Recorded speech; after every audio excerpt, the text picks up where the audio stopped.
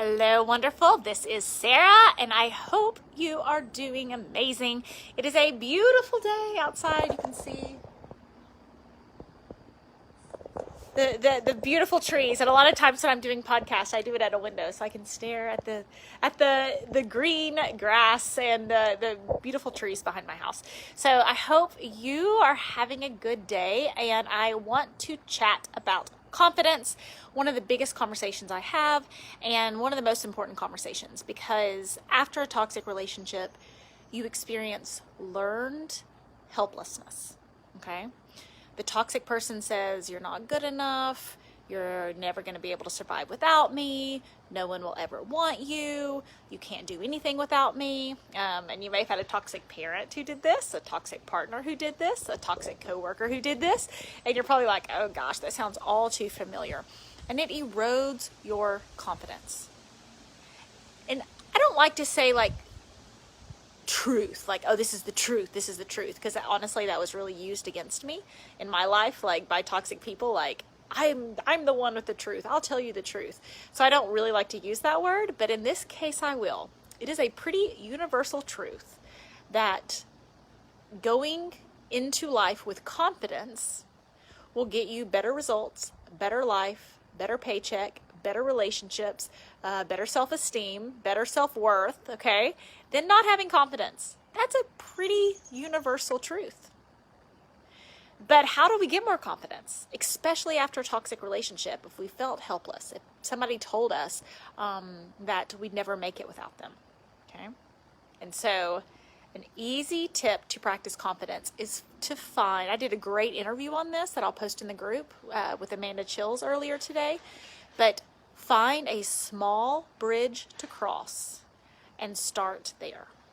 Find a way to ask for what you need. Maybe it's asking a wait staff or something extra. Maybe it's asking that sense of like, oh, I don't want to bother them with. Okay, that is a really small place to start. When it's like, I'm going to stand up to my toxic mother, that can feel like a really big leap of confidence. Or I'm going to go live on Facebook, or I'm going to start a company, right? Like that can seem like a huge leap. So find a small bridge to cross, asking for what you want today, speaking up about something you were good at, maybe at work, saying, oh yeah, I contributed to that. Yeah, this was the part I played in that. And find a very small bridge to cross. Because the reality is, thinking I am confident, I am amazing, I am, in the conversation I had with Amanda Chills, we talked about affirmations. They're very popular because they're easy.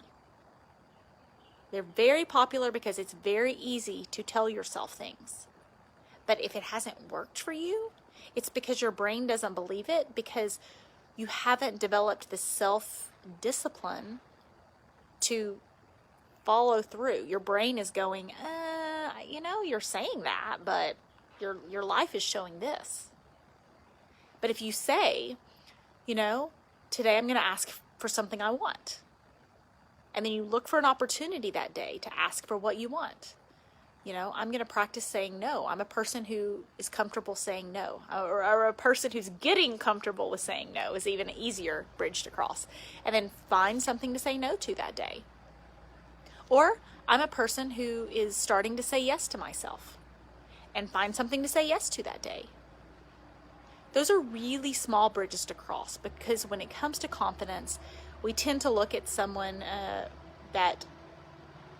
maybe like me, who's putting themselves out there all the time, who's trying new things all the time. And it's like, oh, that's confidence. That seems so far away. How can I ever get there from here?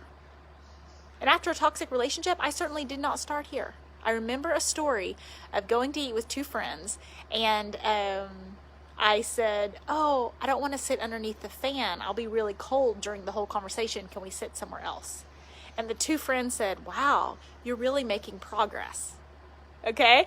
And that probably feels so far away, because you guys know this version of Sarah. That probably feels so far away now. But that was where I had to start. And okay, I'm not really okay with sitting underneath a fan and being cold when I get to enjoy my friends. I want to be comfortable when I get to enjoy my friends. And just asking for what I want when the stakes are very low. The wait staff is there to, accommodate me to some extent. I don't mean that in an ugly way, but that's their job, is to for you to have a comfortable dining experience.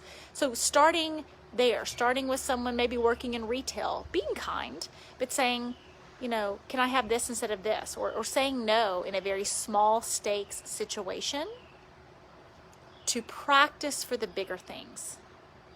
Okay? So your goal in confidence today is to figure out somewhere to start small and to say, okay, I'm a person who's learning to say no and look for an opportunity to say no today. I'm someone who's learning to say yes. Find something to say yes to today. Because I'm someone who's learning to set boundaries and find a reason to set a boundary that day. It's your brain, it's easier to attach. Okay, it's easier for your brain to believe that than saying like, oh, I'm the most confident person in the room. I'm the most confident person in the room. I'm the most confident person in the room. You can say that, but those affirmations, if you've tried affirmations, you still feel like something is missing, try this instead, because it's about self-integrity. It's about showing up for yourself and building that trust in your brain that you are going to show up for you. So I hope you have a great day.